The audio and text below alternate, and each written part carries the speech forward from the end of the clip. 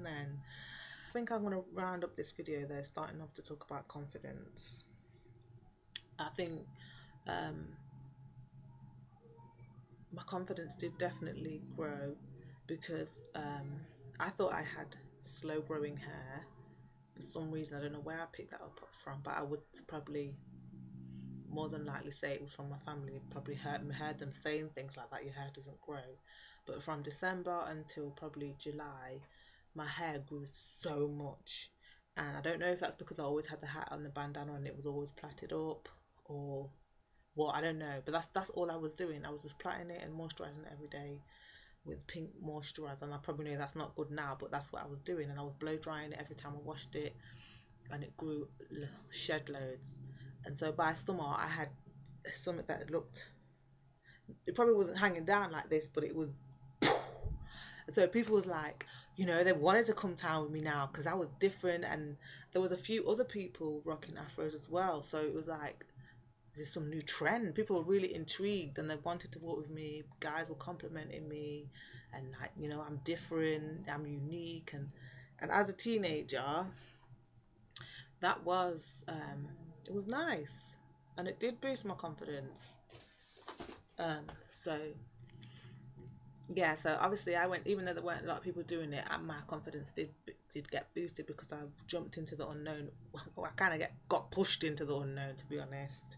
I didn't know how people were going to react to me wearing my natural hair, but I had no choice. I couldn't rock my hair like at this length at the front and then just like that at the back because it had been yammed out by the creamy crack.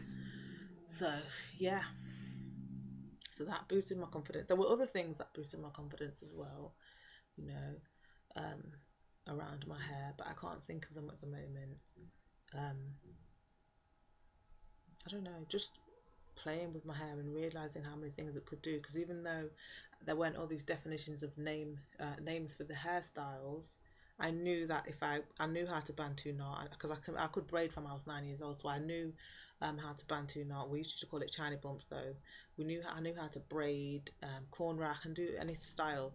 So I used to do that, and then like one time I remember I did a pineapple, and then at the top, um I don't know, I just wanted to take it out because I was going out clubbing with my friends, and I took it out and it looked really curly, and my sister said, your hair looks really curly, why don't you just leave the cornrows going up, and then at the top just leave that um curly bit because it looks cute, the curly bit. So I did separate it a bit, just naturally just separated it, and I went out clubbing like that, and everyone was like, what's that, because like it was just different, and I loved that, and it did really boost my confidence so much. Just experimenting with different things like that.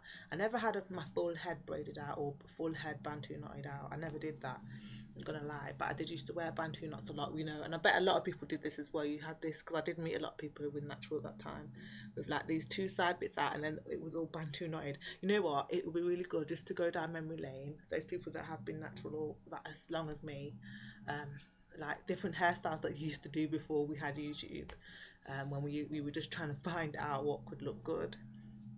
Yeah. um I don't know,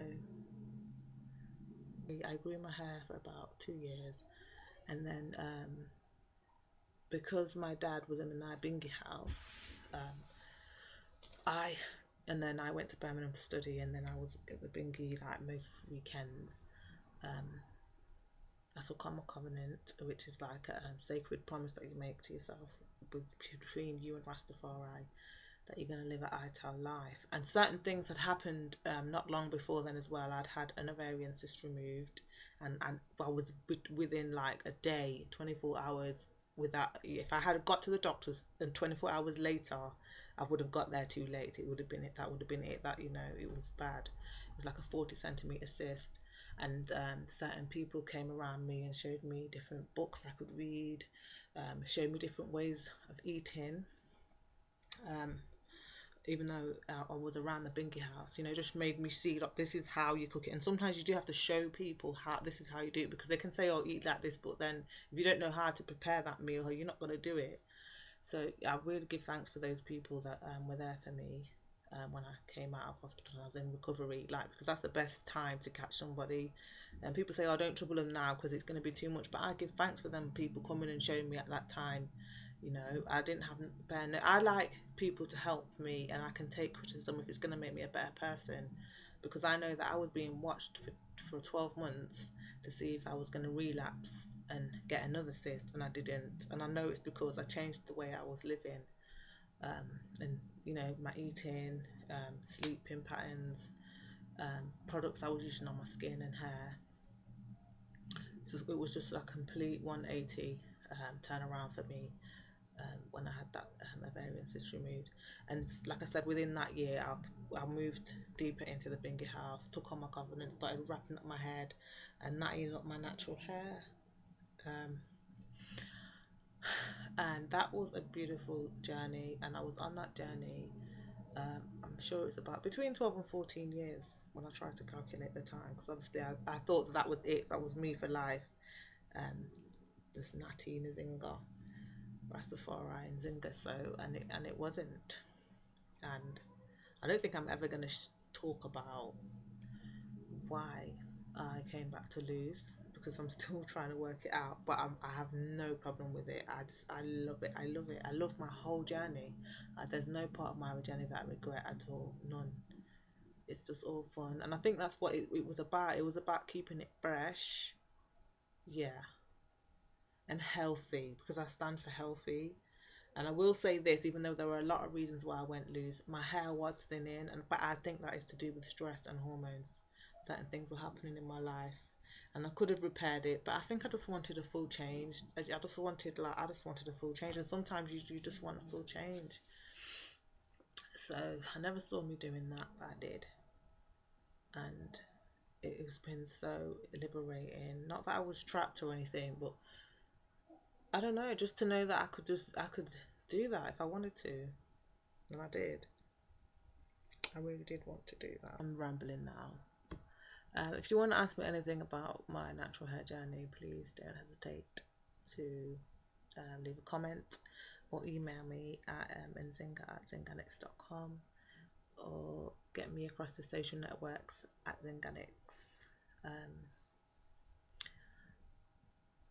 I am gonna talk some more about natural hair and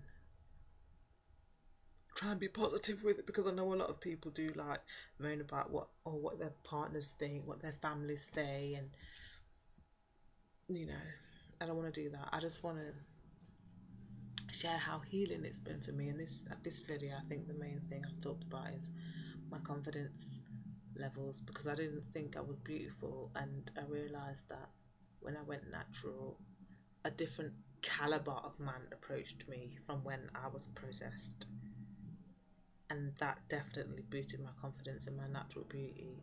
Definitely. And then it was better treatment, definitely. So I don't know where this idea that men treat you better when your hair's processed comes from, because that's not been my experience at all. But I will say this, I have had bad treatment, but it has not been based on my hair. It's been based on what's going on inside me. That's what my experience has been. So and a lot of the time, one partner that I had at the time that I was new in the journey of natural hair always used to say to me, you know, it's true what they say. When he used to look at me and say, you know, when I look at you, I can see why they say beauty is inside. It comes from inside. It doesn't matter what you're wearing, how your hair looks, how your makeup looks, which little designer bag you got, which designer shoes you kick in. It doesn't matter. It's inside. If you feel beautiful inside, that's where the beauty comes out. You know, you could have what you think is the swaggest outfit, hair, nails, shoes, everything, but inside, if you feel ugly, you're gonna look ugly, because you're gonna behave ugly, and the ugliness is gonna just ooze out of you. But you could look what people call ratchet, but if you're so beautiful as a person, that's all they're gonna see. That's just all they're gonna see on you is beauty.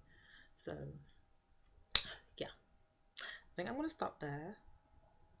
If I've touched you and you really like this video, please click the share button and spread the love. Bye.